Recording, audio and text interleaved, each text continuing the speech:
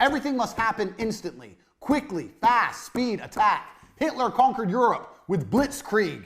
You need to go quickly. I cannot emphasize this enough. Lesson 1, speed is important. Nothing can be slow.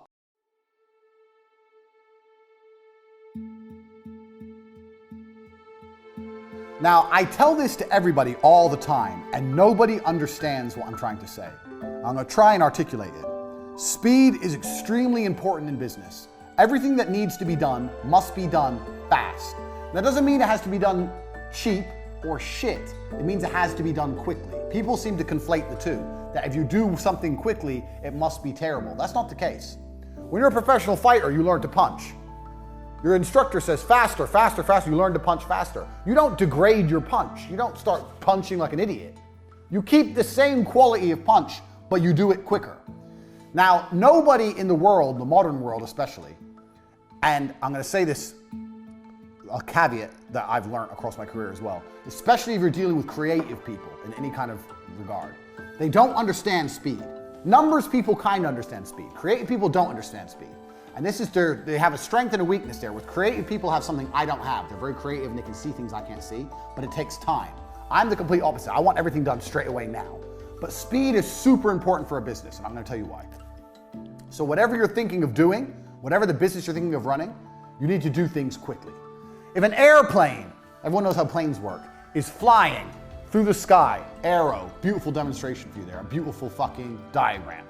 Even if its engines fail, it will continue to fly. If the engines fail, it will not fall out of the sky and instantly crash to the ground. It will continue to fly. Do you know why? Because it has forward momentum. It's going forward, and that means the wings are creating lift, air is going underneath the plane. As long as the plane goes forward, it will not fall and fail. And a business is exactly the same. The key with business is to make sure you're always moving forward, always producing content, and always doing everything you can as quickly as possible while maintaining the quality. Do not conflate quality with speed. You can do the same. If you have an idea right now and you have someone you're working with, let's say you need a new website. You tell the company it's going to take 2 weeks. No, it's not going to take 2 weeks. It's going to take 3 days. We're going to find someone else. We can't do it in 3 days. I'll find someone who can. You can build a good website in 3 days. People have unrealistic, stupid time frames. Everyone thinks things take forever. Things don't take forever. Things can be done quickly. I know, because I've done it. I've pushed people or done it myself and seen what's going to be done. Do you know what I could do in 2 weeks? Me, as a man who knows nothing about web design, in 2 weeks, I could learn web design and build a website. And I know nothing. So how the fuck can you, the guy who knows websites, take 2 weeks to build a fucking website? It's garbage. Everyone is slow. And being slow is deadly to a company for 2 reasons. 1, the faster you get things online, the faster you start making money. Now, if you make money today because you were in a rush, let's say you quickly push and you get it online today and you make money. That's one universe. And another universe where it takes a week and you get it online. That week of making money is gone. That money is lost. The longer it takes to get something online, the less money you're going to make as a whole. If I start a company today to the end of my life and start a company next month to the end of my life, the one I start today has been running longer. It's going to generate more money.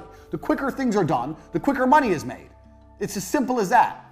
That's starting a company. Even if a company is already online, speed is super important once again. I'll give you an example. Let's say producing an advert.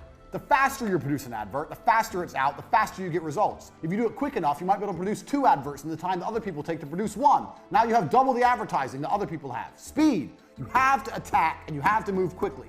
When I talk to people, people say to me all the time, I have a business idea. I'll say, okay, cool. A week later, I'll say, how's your business? You go, what business? You have an idea and it's been a week. Where's your fucking company? Where's your business? It's been a week, you ain't done shit. People are lazy, people are slow, people are complacent, including you. Everything must happen instantly, quickly, fast, speed, attack. Hitler conquered Europe with blitzkrieg. You need to go quickly. I cannot emphasize this enough. Lesson 1, speed is important. Nothing can be slow. I'll tell you another quick story about this lesson. I used to run a company, so you're going to find out about a whole bunch of companies I ran and I've run in my time during this presentation. So my work history is long and varied, but I'll give it to you a very short version. There was a job selling television advertising that required a degree in marketing to sell TV advertising packages. It was cold calling, This is a long time ago. I was 13 years ago. Before email was a thing. You'd get on the phone, you'd call people up, marketing manager, hi, my name's Andrew Tate, I'm calling from TriStar Television, I'm interested in da-da-da-da, are you interested in putting your brand on TV, blah, blah, blah. Old school sales, which anyone, if you've not done a sales job, and if you are gonna look for a job, do a sales job. Because once you learn to sell, you're gonna be all right. And you're always gonna be looked after by the company because you bring the money in. They're gonna give you a nice car, a nice office, whatever. So anyway, I went to apply for this job. They said I needed a degree. I said, I don't need a degree. They're like, why didn't you go to university? I said, because I ain't got 4 years to waste in school. I'd rather get 4 years of experience out here working jobs. I'd rather have real experience and money in my pocket and learn the hard way than go to some school and sit around and drink alcohol and do drugs like all these other university graduates are. I'll work for free for 1 week. And if you don't think I'm good, don't give me the job. That's what I said. I worked for free for a week and they gave me the job because I'm a G. So there you go. That proves how pointless uni is. I got the job above all the graduates because I was prepared to do 1 week's free work. Well, it's better to do 1 week's free work than 4 years free work while paying money to go. The fuck is that? Waste of time. So I got this job at TriStar. I'm there. I break the company sales record in the first month. How? Because I was just on the phone. Hard work. Just calling. I would call everyone. Everyone in the office would laugh at me because we were a real small business. We were really small in terms of television advertising standards. And I would call the companies like McDonald's, like the huge companies that we never stood a chance of getting a deal with in a million years. I'd call everyone, tenacious. I'd get the newspaper and go through it. Anyone who put an advert in, that means they had an advertising budget, means they had a marketing manager, call them. So I broke the company record. In the first month, I landed 3 40 grand deals, 120 grand I brought in, 10% turnover, 10% commission, 12 grand for me. I was 20, got 12 grand. I didn't have never had this kind of money in my fucking life. I couldn't believe it. Turns out, the top salesman there, besides me, because I broke the company record for the first month. I didn't break the company record as a total, but just for the first month. The best salesman there was a guy called Dan. You're going to hear about Dan a lot because he taught me a lot about sales and business. He wanted to start his own TV company. So I'd only been there a month. Now I'm having lunch with Dan, the number 2 in the company, and he's saying, I'm going to go start my own TV company. I want to make you a managing director. I've been doing it a month. I'm 20. Now I'm going to be a managing director of this company. But I have 12 grand in the bank, so I have a bit of money to sit on. I'm like, yeah, fuck it. What's the worst that can happen? Fuck it. So I only worked for this company a month and a half before I quit and start my own TV company. I'm 20. I own 50% of a TV advertising agency. Turns out Dan is a massive cocaine addict and basically left me to run the entire company. That's why he wanted me. He wanted me to do everything and him just go out and take the money from the bank and do cocaine.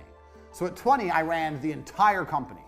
Now, for a year and a half, this company functioned. And this company functioned by selling the cheapest television advertising that ever existed. So what we would do was, let's say we would charge people 19,000 pounds, and that would include a fully produced advertisement from start to finish, and their airtime on TV, and all the legalities to get them on TV. You have to go through the advertising standards, everything.